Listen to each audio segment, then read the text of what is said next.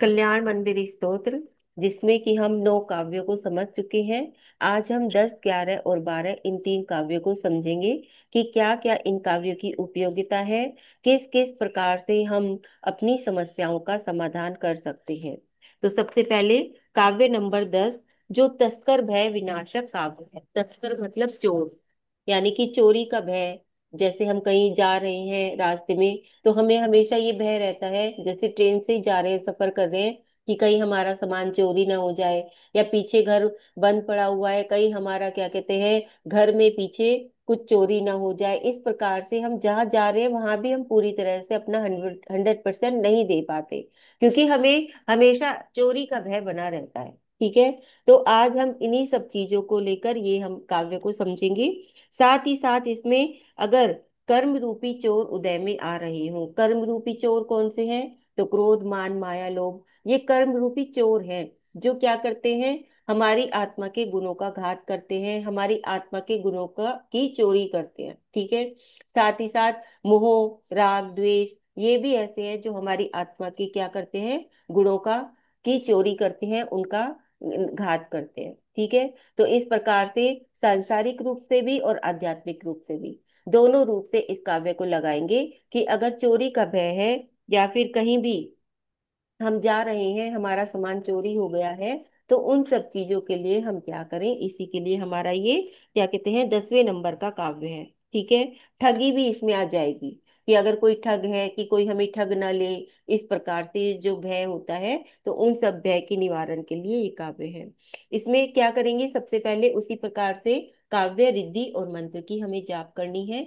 27 बार हमें काव्य पढ़ना है, 18 दिन तक। ठीक है। 18 दिन तक 27 बार काव्य पढ़ेंगे, विधि और मंत्र की जाप करेंगे। 18,000 जाप हमें यहाँ पर पूरी कर लेनी है 18 दिन के अंदर। ठीक है। विधि है ओम रीम अरहम नमो तक्खर पढ़ा सणाई नमः। मंत्र है ओम रीम भगवते गुणवते नमः। उसके बाद विधि मैंने आपको बताई दी। इसमें जो समय रहेगा वो मध्याह्न का रहेगा, यानी कि दोपहर का समय रहेगा, जिसमें आपको ये साधना करनी है। अक्षत इसमें द्रव्य को लिया गया है। ठीक है। कौन सा द्रव्य? अक्षत। तो अक्षत में सिर्फ चावल ही नहीं आते, अक्षत में आपके हर प्रकार का अनाज आ जाएगा। ठीक है। अक्षत के अंदर ये नहीं कि हम जो मंदिर में अक्षत चढ़ा के आ रहे हैं सिर्फ वही है, क्योंकि अगर हम पूजा करते हैं तो हम उस अक्षत को ही चढ़ाएंगे।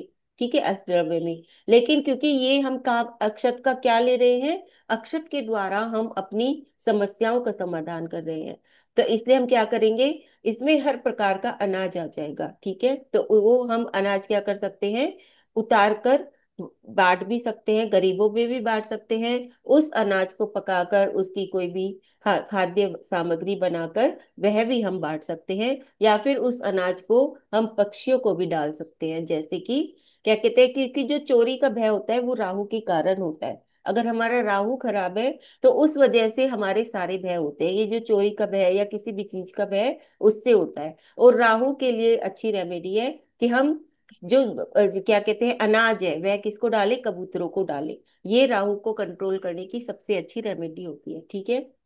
तो इसलिए यहाँ पर अक्षत है। तो अक्षत मतलब कि हम जो भी अनाज है, जब भी हम इसकी साधना करें, सामने कई प्रकार के अनाज रख ले, अक्षत रख ले, और फिर वह क्या करे, कबूतरों में डाल दे। तो कबूतरों के लिए डाल दे, तो वह भी हमारे इस भय से हमें मुक्ति दिलाएगा। ठीक है। और क्या करना है, हम 10 दिन तक अक्षत को रिद्धि और मंत्र से मंत्रित करके अपने पास रख सकते हैं। या तो आप 10 दिन कर लीजिए, या 18 दिन की जो आपकी साधना है उसमें आप सामने अक्षत रख लीजिए, और वह आपके मंत्रित होते चले जाएंगे। जैसे जैसे आप रिद्धि और मंत्र की जाप करेंगे, उसके बाद उन अक्षत को छोटी सी पन्नी में आप बंद करके अपने पास रख सकते हैं, जैसे पॉकेट वगैरह में या पर्स में, या फिर आप उसकी एक पोटली बनाकर भी अपने पास रख सकते हैं। जिनको ज्यादा डर लगता है, चोरी का भय रहता है या कुछ भी, या फिर जैसे दुकान आदि में जाते हैं, वहां पे भी चोरी ना हो जाए, इस प्रकार से उस अक्षत की पोटली को आप वहां पर भी रख सकते हैं। ठीक है। तो उससे क्या होगा, आपका ये जो भय है चोरी का, ये दूर हो जाएगा। अब इसमें जो दिशा लेनी है वो वायत्व दिशा लेनी है। ठीक है, वायत्व दिशा। आसन इसमें पीला आएगा, माला भी पीले रंग की, और आपके वस्त्र भी इसमें पीले रंग के आ जाएंगे। ठीक है। जाप दिन मैंने बता ही दिया, 18 और 18,000 जाप करनी है। इसका जो बीजाक्षर है वो है ग्लोम। आधा ग, ल और औ की मात्रा और बिंदी। ग्लोम बीजाक्षर है, जो स्तंभन बीज है, यानी कि स्तंभन करता है। ठीक है। स्विच वर्ड है णमो उजू मुदीरम। और चक्र है अनाहत और मणिपुर चक्र। क्योंकि डर भय कहाँ होता है? हमारे हृदय में, हमारे मन के अंदर डर होता है। तो इसलिए उसको हील करने की जरूरत है। ठीक है। तो अनाहत चक्र पे हम क्या करेंगे? हीलिंग भेजेंगे सारी की सारी। और उसमें मणिपुर चक्र भी आ जाएगा सारा। तो क्योंकि मणिपुर चक्र क्या करता है? अगर वह डिसबैलेंस है तो हमारे आत्मविश्वास में कमी लाता है। तो वह भी हमें भय उत्पन्न कराता है। तो इसलिए मणिपुर चक्र और साथ ही साथ ये क्या कहते हैं, अनाहत चक्र, हृदय चक्र, हार्ट चक्र। तो इन दोनों पर हम हीलिंग करेंगे तो हमारे ये जो भय है वह दूर हो जाएगा। ठीक है। भावना क्या है इसमें? मैं और मेरी संपत्ति सुरक्षित है। मैं और मेरी संपत्ति सुरक्षित है। ये हम भावना भाएंगे अपने अनकॉन्शियस माइंड में, इस भावना को हम फीड कर देंगे तो हम हर प्रकार के भय से मुक्त हो जाएंगे। ठीक है। अब अगर आपका सामान कोई चोरी हो गया है तो उसको वापस लाने के लिए भी मैं इसमें एक छोटी सी रेमेडी आपको बता देती हूँ। एक लाल कपड़े में, अगर आपका कोई सामान चोरी हो गया है तो एक लाल कपड़े में जौ बांधकर, जौ जौ भी अक्षत में आ जाएगा। ठीक है। जौ जौ बांधकर एक पोटली बना ले। उसे घर की, अनाज खराब क्यों होगा? आपको उसको गीला करके कोई रखना है अनाज को? अगर आप साधना कर रहे चावल जैसे आपने स्टोर करके रखे हैं ऐसे ही आप सामने रख लो। वो काहे को खराब होंगे? अगर आप गीला कर रहे हो या बना चावल को बना रहे हो तभी तो खराब होएगा ना। आपके घर में रसोई घर में भी तो अनाज क्या कहते हैं, चावल दाल कई कई दिन के आ जाते हैं, महीने महीने भर के आप लोग स्टोर करके रख लेते हैं। ये मैं पोटली बना के जो पूरा तो सुन लीजिए पहले कि इसको करना क्या है। ठीक है। एक लाल कपड़े में जौ बांधकर एक पोटली बनाए। उसे घर के किसी अंधेरी जगह पर पत्थर के नीचे दबा दे। जो आपके घर का अंधेरा है वहां पर पत्थर के नीचे दबा दे। इससे क्या होगा? आपका राहु शांत हो जाएगा और वह वस्तु मिलने की आपकी संभावना बढ़ जाएगी। नहीं, अगर आपको जैसे मैंने कहा है, पोटली बना के भी आप अपने पास रख सकते हैं। तो वो खराब नहीं होएगा, क्योंकि सूखे चावल खराब नहीं होंगे। जब आपको लगे कि आपके खराब हो गए हैं मान लीजिए, ठीक है, तो आप दोबारा से चावल को मंत्रित कर लीजिए, अक्षत को, और फिर दोबारा से आप रख लीजिए। ये तो है नहीं ना। जब भी आपके वो खराब हो, आपको लगे खराब हो गए हैं, वैसे तो अक्षत खराब होएंगे नहीं, लेकिन जब भी आपको लगे तो फिर से मंत्रित कर लीजिए और फिर से अपनी पोटली बना लीजिए, फिर से अपने पास रख लीजिए। ठीक है।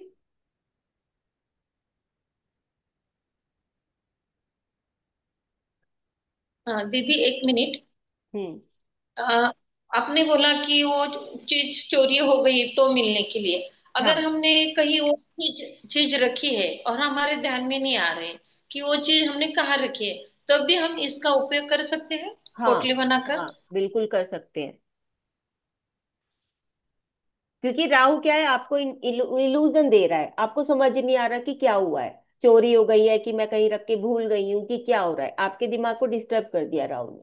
तो जब आप ये काम करेंगे तो राहु शांत हो जाएगा। राहु शांत हो जाएगा तो आप इल्यूजन से बाहर आ जाएंगे, आपको सब कुछ साफ साफ दिखने लग जाएगा कि मैं खुद ही भूल गई हूँ, या मैंने किसी को दे दी है, या फिर वास्तव में ही चोरी हो गई है। ठीक है। तो इसलिए इसके लिए ये रेमेडी है, हर चीज के लिए आप इसको लगा लेंगे। एक ठीक। एस्ट्रोलॉजी और न्यूमरोलॉजी के अकॉर्डिंग भी मैं एक और आपको रेमेडी बता देती हूँ कि कैसे पता करें कि हमारी चीज कहाँ है, मतलब खो गई है या हमारे घर में ही है या किसी ने मजाक में हमसे छुपा के रख दी है, इस तरह की। तो उसके लिए भी लिख लीजिए।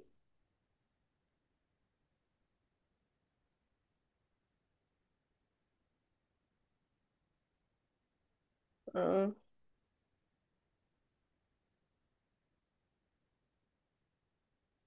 आप अपने मन में 1 से लेके और 108 तक कोई भी एक संख्या को सोच लीजिए। ठीक है। सबसे पहले क्या करना है आपको? 1 से लेके 108 तक की जो संख्या है उसमें से आप कोई भी एक संख्या को ऐसे ही रैंडमली अपने मन में सोच लीजिए। कर साथ साथ करते जाते हैं। दीदी आप सोच लीजिए, 1 से 108 तक एक संख्या को मन में सोचिए। सोच ली, लिख लीजिए उसको, जो संख्या आपने सोची है उसको लिख लीजिए। अब इस अंक को आपको 9 से भाग देना है, आप सब भी कर सकते हैं। उस अंक को कोई भी एक सोच लीजिए, अब उसको आपको 9, 9 नंबर से 9 से भाग देना है। भाग को इंग्लिश में क्या कहते हैं? हिंदी में डिवाइडेड। है डिवाइड। हाँ, ठीक है, 9 से भाग दे दीजिए।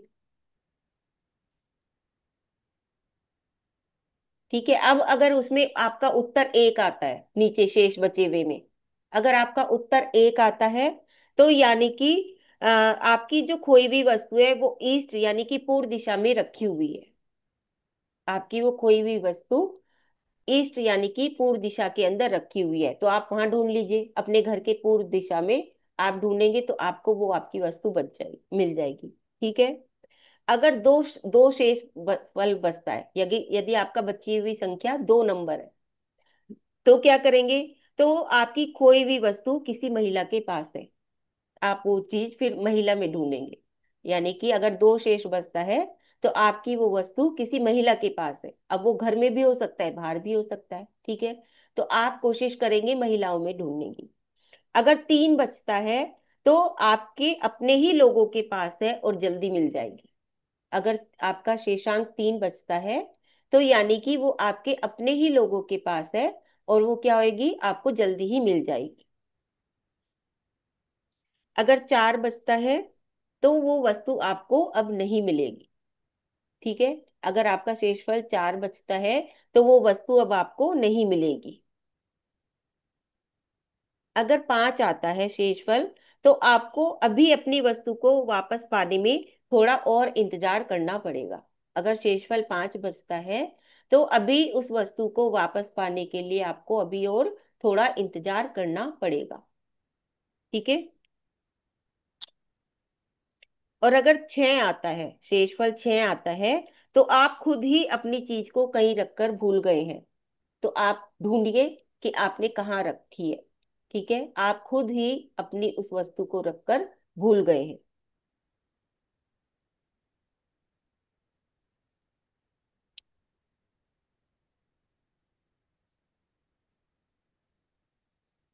ठीक है, तो इस प्रकार से आप क्या कर सकते हैं, अपनी उन चीजों को बचा सकते हैं। अब दीदी आप बताओ, आपका क्या आया था?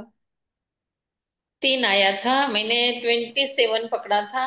9 से डिवाइडेड कर दिया, 3 आ गया।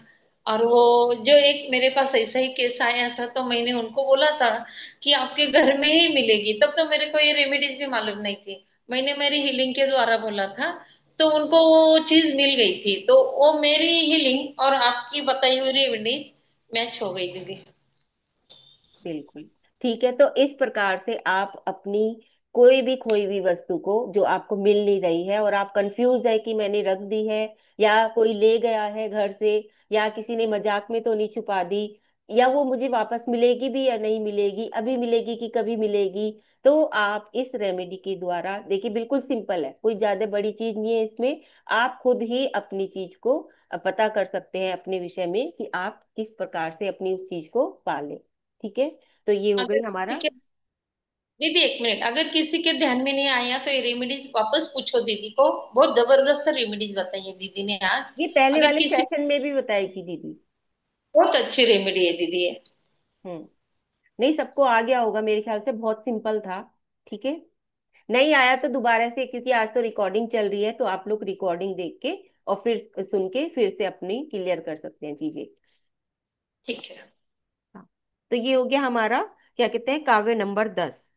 और पढ़ते जाइए, आप काव्य भी पढ़ते जाइए, तो आपकी अपने आप से 0 आया। 0 का मतलब होता है कि आपको आपकी वस्तु नहीं मिलेगी, 0 मतलब 0 ही हो जाता है। ठीक है। उसके बाद है हमारा काव्य नंबर 11, जो जल अग्नि भय विनाशक काव्य है। जल अग्नि भय विनाशक काव्य।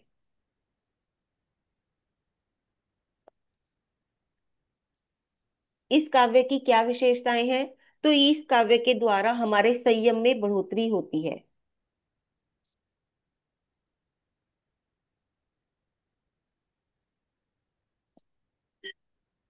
और क्या होता है, जैन शासन के जो देवी देवता है, मान लीजिए कोई उपसर्ग हो रहा है हमारे ऊपर या कुछ भी है, तो हमारी रक्षा भी होती है। जब हम ये काव्य पढ़ना, अगर मान लीजिए हम किसी मुसीबत में हैं, तो अगर हम ये काव्य पढ़ना शुरू कर देते हैं, तो कोई ना कोई हमें रास्ता दिख जाता है और कोई ना कोई आके हमारी रक्षा कर लेता है। मान लीजिए हम कहीं जा रहे हैं और रास्ता भटक गए, है ना, तो क्या होता है, हम ये काव्य पढ़ना शुरू कर दें, तो क्या होगा, कोई ना कोई ऐसा हमें संकेत मिल जाएगा या कोई ना कोई हमारी रक्षा करने के लिए आ जाएगा, जिससे कि क्या हो जाएगा, हमें वो रास्ता हमारा जो हम भटके हैं वो हमें मिल जाएगा। तो इस प्रकार से इस काव्य के द्वारा क्या होता है, हमारी रक्षा होती है हर तरह से। यानी कि जैन शासन के जो देवी देवता हैं वो भी हमारी रक्षा करते हैं, तो कोई ना कोई एक ऐसी एनर्जी आके हमारी रक्षा करती है। ठीक है। और क्या कर सकते हैं, समस्या क्या आ जाए, कुदेवों के द्वारा उपसर्ग हो जाए अगर किसी भी प्रकार का, या काम की अग्नि ज्यादा बढ़ जाए उसे शांत करने के लिए। ठीक है। तो इन जो हमारी इसके बेनिफिट्स हैं उसी का उल्टा लगा लेंगे, समस्याएं वो सारी हैं कि काम रूपी अग्नि का बढ़ जाना, काम में हमारे इंद्रिय के विषय भी आ जाएंगे। हमारे जो पांचों इंद्रियों के विषय, मान लीजिए हमें बहुत ज्यादा अपने नेत्र के लिए है कि किसी किसी को होता है कि हर वक्त उन्हें टीवी देखना ही देखना है, तो ये हमारे नेत्र का विषय है ना, चक्षु इंद्रिय का विषय, कि हम उस चीज को छोड़ नहीं पाते। ठीक है। तो उन चीजों से भी हम क्या करते हैं, बच सकते हैं अपने, इसमें सारे के सारे हमारे पांचों इंद्रियों के विषय भी आ जाएंगे, काम रूपी अग्नि भी आ जाएगी, कुदेवी देवताओं के द्वारा उपसर्ग भी आ जाएगा। अगर ये सारी समस्याएं हैं तो इसके लिए हम काव्य नंबर 11 करेंगे। क्या करना है, सबसे पहले काव्य पढ़ना है 27 बार, रिद्धि और मंत्र की जाप करनी है, 19 दिन 19,000 जाप आपको पूरी करनी है 19 दिन में। इसमें जो द्रव्य लिया है वो हमने जल को लिया है। ठीक है। क्योंकि अग्नि को कौन शांत कर सकता है, जल ही शांत कर सकता है, तो इसमें जल द्रव्य लिया है। दिशा इसमें ईशान है, समय ब्रह्म मुहूर्त है, आसन माला और रंग, ये के वस्त्र ये हमारे सफेद रंग के हैं। ठीक है। इसका जो बीजाक्षर है वो है थम, थम बीजाक्षर, थ से थर्मस और उसके ऊपर बिंदी, थम बीजाक्षर है। स्विच वर्ड है नमो व्युल मदीणम, चक्र हमारा इसमें स्वादिष्ठान आ जाएगा, और भावना आ जाएगी मेरा जीवन संयमित और संतुलित है, मेरा जीवन संयमित और संतुलित है। ठीक है। अब इसमें हम क्या करें, क्योंकि ये जो अग्नि है ये क्या करेगी, ये इसमें हम ज्यादा से ज्यादा पानी पीने का, रिद्धि मंत्र के द्वारा, तो उसके द्वारा हमारे अंदर जो भी अग्नि है वह सारी की सारी शांत हो जाएंगी। ठीक है। तो छने हुए पानी पीने का नियम बना लें कि हम प्रासुक करके, छने हुए पानी को प्रासुक करके यानी कि गर्म करके, और तभी हम उस पानी का सेवन करेंगे। ठीक है। और जब भी इसकी साधना करें तो सामने अपने पानी को रख लें, ताकि वह क्या हो जाए, आपका पानी मंत्रित हो जाए रिद्धि और मंत्र के द्वारा। ठीक है। तो इस तरह से हमेशा मंत्रित पानी को पीने से आपकी जितनी भी, आपके अंदर की जो बुरी आदतें भी मैं इसको कह सकती हूँ, या जो भी आपके जो पांचों इंद्रिय के विषय में जितनी भी आपकी चीजें हैं वह दूर होती जाएंगी, और धीरे धीरे आप संयम की ओर बढ़ते चले जाएंगे। ठीक है।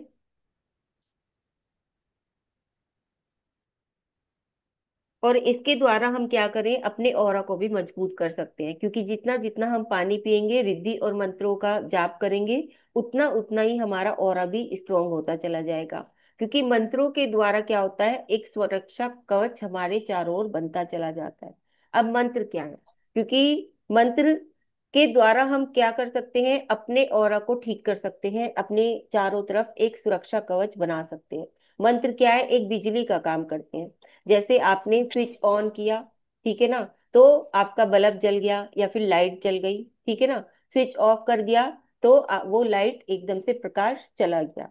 या फिर जैसे सूर्य की किरणों से प्रकाश आता है, तो वो क्या करता है, हमारे अंदर एक ऊर्जा हमें दे देता है, सूर्य हमें क्या करता है, ऊर्जा देता है। ठीक है।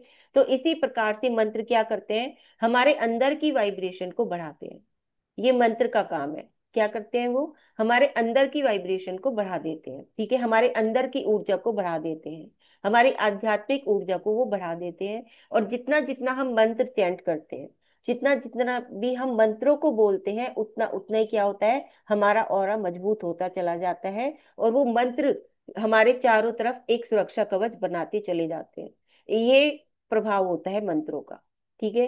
तो इसलिए हमेशा हमें क्या करते रहना चाहिए, मंत्रों की जाप लगातार हमें करते रहना चाहिए, ताकि हमारा ऑरा जो है एक मजबूत हो सके, और किसी भी प्रकार की बुरी चीजें हमारे ऊपर अटैक ना कर सके, और अगर करे भी तो उससे क्या हो, हमारे ऊपर उसका प्रभाव ना पड़े।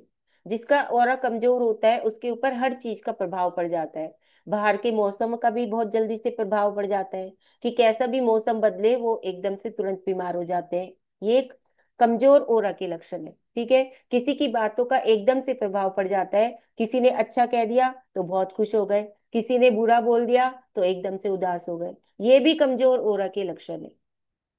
ठीक है। कि हमें हर किसी की बात का हमारे ऊपर प्रभाव पड़ रहा है, किसी ने जरा सी तारीफ कर दी तो नजर लग गई। ठीक है। या कुछ भी हो गया, तो इस तरह से ये सब क्या है, ये कमजोर ओरा के लक्षण होते हैं। तो इनको मजबूत कैसे करें, इनको मजबूत हम मंत्रों के द्वारा ही कर सकते हैं। जितना जितना हम मंत्र को बोलते हैं, उच्चारण करते हैं, हमारे अंदर की वाइब्रेशंस बढ़ती जाती है। ठीक है। और उससे क्या होता है, जैसे कहते हैं ना, हर चीज की एक फ्रीक्वेंसी होती है, तो उसी तरह से हमारी फ्रीक्वेंसी भी बढ़ती जाती है, हमारी वाइब्रेशन भी हाई होती चली जाती है, और फिर हमारा एक सुरक्षा कवच और हमारा बढ़ता चला जाता है। ठीक है। तो ये थोड़ा सा मंत्र के बारे में भी है। बीच बीच में हम हर सब्जेक्ट को लेके चलेंगे। पिछली बार के सेशन में हमने क्या किया था, एक एक सब्जेक्ट को रोज लिया था, और जिसका जो मनपसंद सब्जेक्ट था बस वो उस दिन आए, और उसके बाद सारे क्लासेस में गोल हो गए थे। जैसे वास्तु पसंद है तो सिर्फ वास्तु में आ गए। तो इस बार मैंने सोचा कि ऐसे मैं करूंगी ही नहीं, कि आज मैं ये क्लास लगा रही हूँ, हर चीज करती चली जाऊंगी बीच बीच में, जैसे जिस चीज के बारे में बोलना होगा वो अपने आप बताती चली जाऊंगी। ठीक है। जैसे आज मंत्र के बारे में बता दिया, कि मंत्र का कैसे प्रभाव पड़ता है हमारे ऊपर, मंत्र कितने पावरफुल होते हैं, मंत्र की चैंट करने से हमें कितने बेनिफिट्स होते हैं। ठीक है। इसी प्रकार से कभी यंत्र ले लिया, कभी तंत्र ले लिया, कभी ज्योतिष ले लिया, कभी वास्तु ले लिया। ठीक है। चलिए आगे बढ़ते हैं। इसमें अब और हम क्या कर सकते हैं, तो कर्म को भी हम अपनी तप रूपी अग्नि से हम अपने कर्मों को कैसे जला सकते हैं, तो तप के द्वारा ही जला सकते हैं। और तप कैसे करा जाता है, या तो ध्यान के माध्यम से करा जाता है, या फिर चैंटिंग के माध्यम से, मंत्रों की चैंटिंग के माध्यम से किया जाता है। तो इसमें हम मेडिटेशन भी कर सकते हैं। मेडिटेशन के द्वारा भी हम अपनी ऊर्जा को कंट्रोल में करके, और अपनी बहुत सारी ये जितनी भी नकारात्मक चीजें हैं हमारे साथ, हम उन्हें दूर कर सकते हैं। ठीक है। तो इसमें आप मेडिटेशन भी लिख लेंगे, यानी कि मेडिटेशन और साथ ही साथ स्वाध्याय। स्वाध्याय के द्वारा भी हमारा जो मन है वो स्थिर होता है। ठीक है। तो ये सारी चीजें हम इसमें लगा लेंगे। उसके बाद है हमारा काव्य नंबर 12,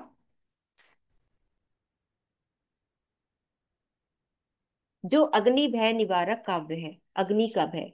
ठीक है। अभी इसमें सारे भय निकल के आ रहे हैं, पहले चोरी का भय था, फिर जल का भय हो गया, और अब अग्नि का भय। तो अग्नि के भय के निवारण के लिए ये काव्य है। इसमें जठर अग्नि शांत होती है। इस काव्य का साधना करते हैं तो जठर अग्नि, जठर अग्नि मतलब हमारे जो पेट की अग्नि है, ठीक है, वो शांत होती है। और साथ ही साथ मंत्रित जल छिड़कने से अग्नि, जो बाहर अग्नि लगी हुई है, वह भी शांत हो जाती है। ठीक है।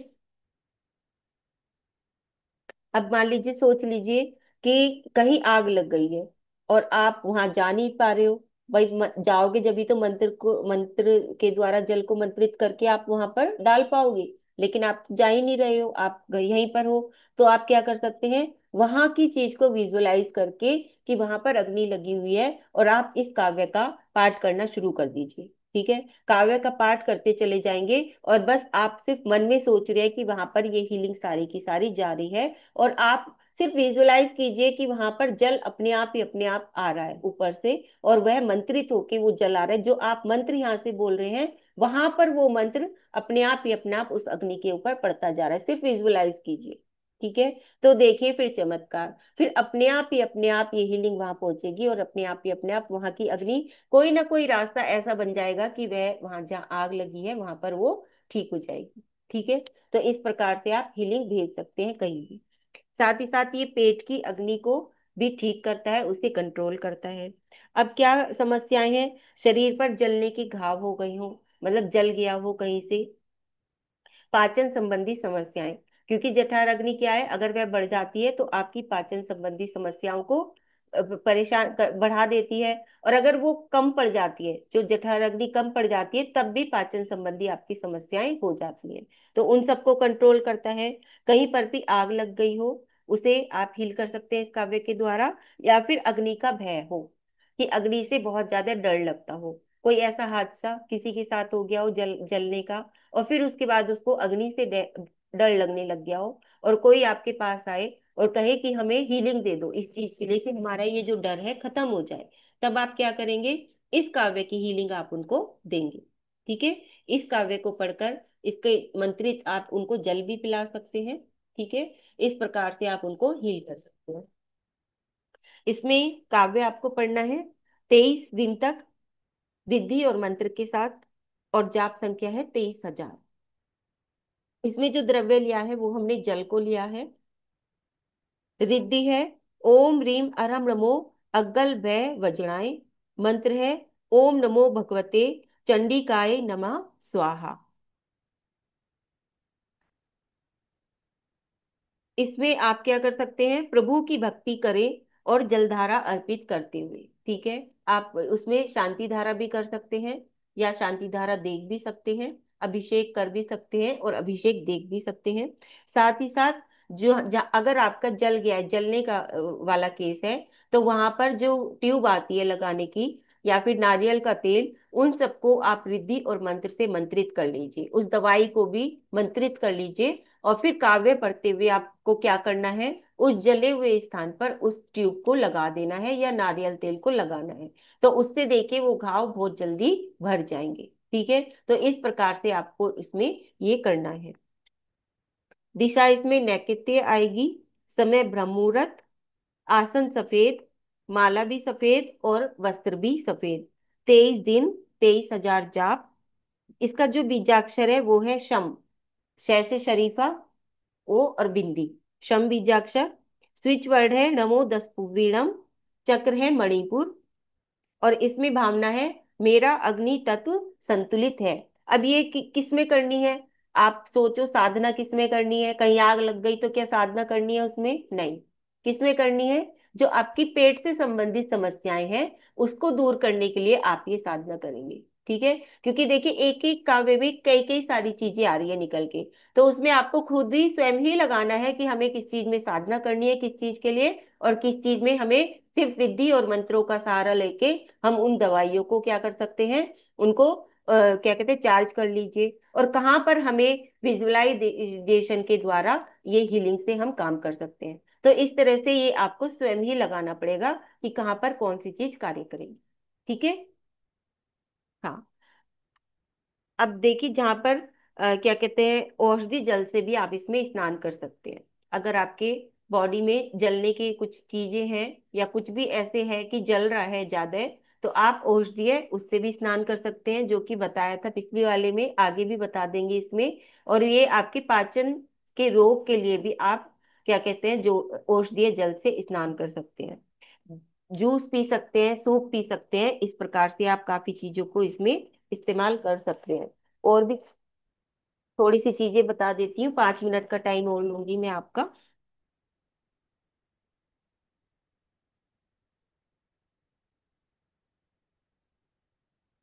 देखिए अगर जलोदर रोग है पेट में, तो उसके लिए आप क्या कर सकते हैं, लिख लीजिए। 50 ग्राम चना 1 पाव पानी में उटाकर, उटाना मतलब उसको आधा कर लीजिए। चने को आपको रात को भिगो के रखना है। ठीक है। काले चने होते हैं, आप उसको रात को भिगो के रख दीजिए। 50 ग्राम चने को 1 पाव पानी में उठाकर आधा पानी रहने पर उसे गुनगुना पानी करके पिला दे। जब वो गुनगुना हो जाए, उसको पिला दे, तो उससे भी ये जलोदर रोग मिट जाता है। जलोदर मतलब पेट का रोग होता है। मूली के पत्तों का रस पिलाने से भी जलोदर रोग मिटता है। मूली के पत्तों का रस पिलाने से। अगर पेट में दर्द है तो उसके लिए लिख लीजिए। बड़ी इलायची के चूर्ण को, बड़ी इलायची को पीस लीजिए, और उसमें नमक के साथ देने से भी पेट का दर्द मिटता है। अनारदाने का रस पीने से पेट का दर्द मिटता है। अनारदाने का रस पीने से पेट का दर्द मिटता है।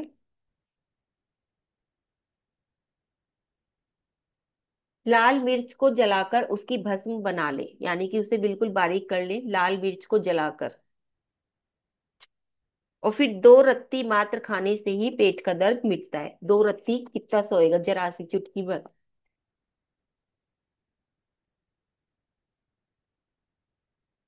अगर पेट में गोला उठता है यानी कि गैस बनी हुई है तो हींग को जलाकर उसे लेने से वायु विकार शांत होता है, यानी कि पेट की गैस शांत होती है।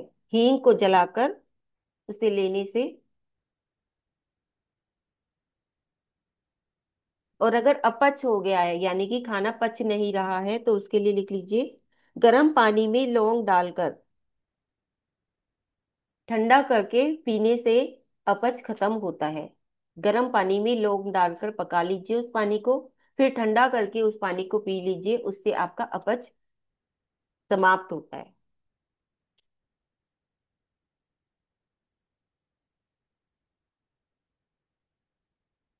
ठीक है। तो ये थी थोड़ी सी चीजें, इसमें मैंने थोड़े घरेलू नुस्खे भी बता दिए, जिसमें जैसा बताने का है वो मैं बताती चल रही हूँ साथ साथ। इस तरह से आज हमारे 12 काव्य ये पूरे हो जाते हैं। ठीक है। किसी को कुछ पूछना है पूछ सकते हैं, नहीं फिर हम आगे नीता दीदी के द्वारा हीलिंग को लेंगे इन 3 काव्य की।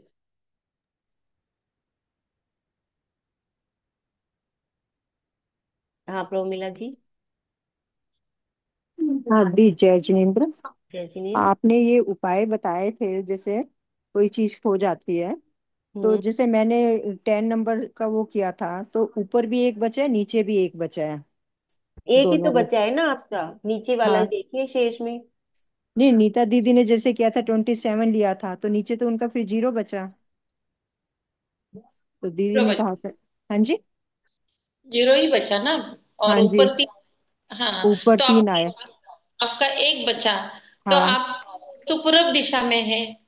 हाँ, तो मतलब नीचे कुछ भी बचे वो मानना जाएगा या ऊपर वाला मानना जाएगा? मेरे को एक तो ये पूछना था। शेष बचे वाला तो नीचे का होता है ना। हाँ, तो फिर तो तो दीदी का दीदी तो जीरो ही दीदी में हाँ। 0 बचा, क्योंकि हाँ, तो दीदी शेष का बचे 0 वाला बचा। तो नीचे मैथ में देखिए कौन सा होता है हाँ, शेष। नहीं, मैंने तो यही सोचा था, पर हम्म। जब नीता दीदी ने बोला ना, तो थोड़ा मेरे को वो हो गया था कंफ्यूज, कि हाँ, कैसे मतलब वो बचा दीदी का। दीदी आपका 0 बचेगा उसमें। हाँ, दीदी का 0 बचा था, मतलब वही मैंने थोड़ा सा हम्म।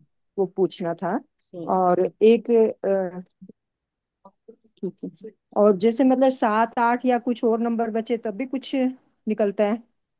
आपने 6 तक तो बताए थे। 7 8 का कल बता देंगे। अभी ठीक तक है तो दी। मुझे 6 तक का ही पता है। आगे कुछ अच्छा। पता चलेगा तो वो भी बता देंगे। अजय, जैसे इस चीज का तो मेरे को भी काफी फर्क पड़ा। चैटिंग आपने रीच रीच का कई बार पहले बताया था ना एक बार। हम्म। तो जैसे कई बार कोई चीज रख के भूल जाती हूँ, कोई किताब बुक नहीं मिलती या कोई कुछ भी नहीं मिलता, तो मतलब जैसे रीच रीच मुझे मुश्किल से 4 5 बार भी नहीं करना पड़ता, बिल्कुल। तो इमीडिएटली मिल जाती है मेरी। ये देखिए तो वो मतलब मैं चीज बहुत बार अपना वो रही हूँ, चीज मतलब इसको रीच तो। का रीच को जो हम करते हैं वो हाँ के लिए है कि हम घर में कोई भी चीज रख के भूल गए जी। और हाँ हमें हाँ। उस तक पहुंचना है, तो तब हम उसका इस्तेमाल करते हैं रीच रीच रीच, और वो हम वहां तक पहुंच जाते हैं और वो हमारी रखी हुई चीज हमें मिल जाती है। लेकिन यहाँ पे हमारा चोरी का था कि कोई चीज हमारी चोरी हो गई। अब हमें वो देखना है कि वो चोरी हो गई है, वो हम कहीं रख के उसको भूल गए हैं, या किसी ने हमारे साथ मजाक में उठा ली है, या फिर हमारे घर से ही वो बाहर चली गई है। तो ये सारी चीजें हमें देखनी है इसमें। दी, लंबे टाइम का भी चोरी हुआ पता चल सकता है क्या?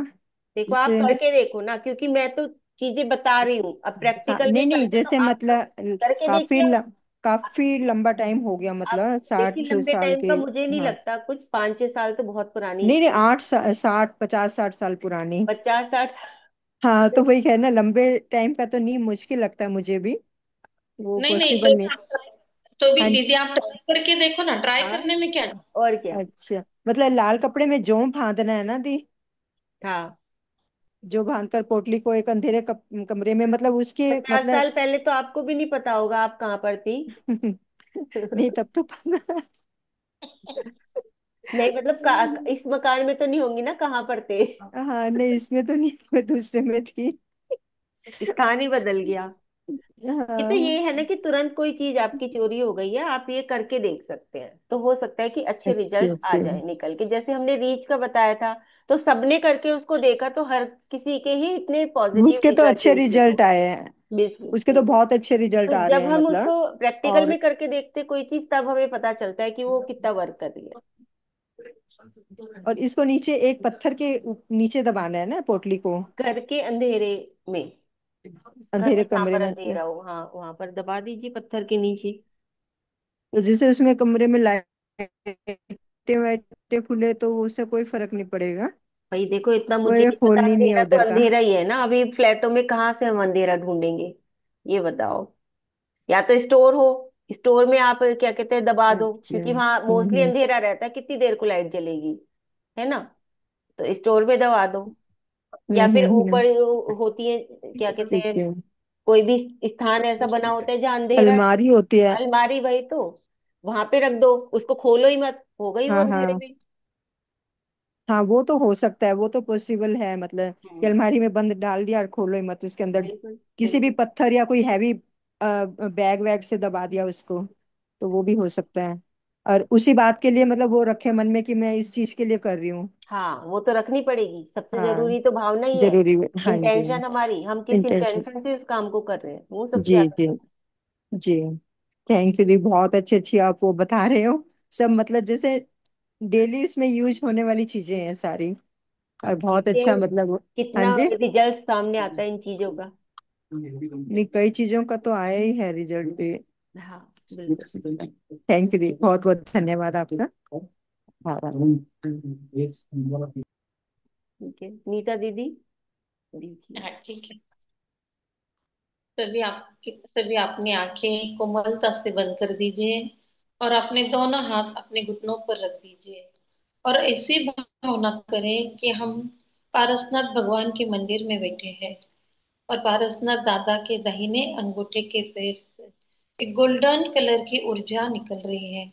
वो गोल्डन कलर की ऊर्जा मानो भक्तांबर जी का आशीर्वाद बनकर आपके पास आ रही है, कल्याण मंदिर जी का आशीर्वाद बनकर आपके पास आ रही है, आ रही है, आ रही है। त्वं जिन कथं भविनां तयेव त्वामुद्वहन्ति हृदये व्यधुतरन्त यद्वा दृष्टितर्यज्जलमेशनून् मन्तर्गतः समरुतः स किलानुभाव ॐ ह्रीं अर्हं नमो तत्खरपनासनाय मंत्र। ओम ह्रीं भगवते गुणवते नमः। यस्मिन् प्रभुरथयोऽपि प्रभावा सोऽपि त्वया रतिपति शपितः क्षणेन विद्यापिता हुतभुज पयसाखयेन पितं न की तदपि दूर्धरवाडवेन ॐ ह्रीं अर्हां नमो वारिबालबुद्धये ॐ नमः सरस्वते गुणवते नमः स्वाहा स्वामिनल्पगरिमानमपि प्रपन्ना त्वां जन्तवो कथमहो हृदये दधाना जन्मोदधीनभूतरङ्गति लाघवेन चिन्तो न हन्त महता यदि वा प्रभाव ॐ ह्रीं अर्हं नमो अगलभयवजनाय ॐ नमो भगवते चंडिकाय नमः स्वाहा। अब ऐसी धारणा करें कि पारसनाथ भगवान के दाहिने अंगूठे से जो भी गोल्डन कलर की ऊर्जा आप तक आई है, वो आपके पूरे शरीर में, आपके परिवार में, आपके वास्तु में वो ऊर्जा चली गई है। और जिनकी जो भी कामना है, इच्छा पूर्ति है, बच्चों के लिए है, हस्बैंड के लिए है, व्यापार के लिए है, चाहे किसके भी है, या अपने खुद के शारीरिक बीमारी, शारीरिक अस्वस्थता, इसके लिए भी है। कहीं हमने चोर का, जल का, अग्नि का डर लग रहा है, तो वो डर निकल गया है। ऐसी भावना करके अपने दोनों हाथ को रब करो और अपने पूरे बॉडी में, अपने पूरे परिवार में, अपने पूरे घर में वो ऊर्जा छोड़ दो।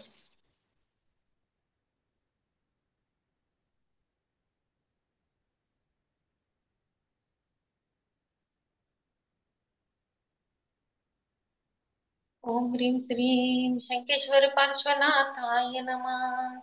ओम ह्रीं श्रीं शंकेश्वर पार्श्वनाथाय नमः।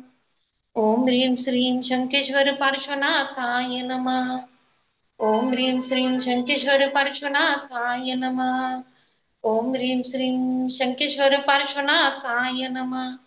ओम ह्रीं श्रीं शंकेश्वर पार्श्वनाथाय नमः। ओम ह्रीं श्रीं शंकेश्वर पार्श्वनाथाय नमः। ओम ह्रीं श्रीं शंकेश्वर पार्श्वनाथाय नमः। जय जिनेन्द्र। जय जिनेन्द्र, बहुत बहुत धन्यवाद दीदी, इतनी अच्छी हीलिंग देने के लिए। बहुत बहुत धन्यवाद आपका। चलिए ठीक है।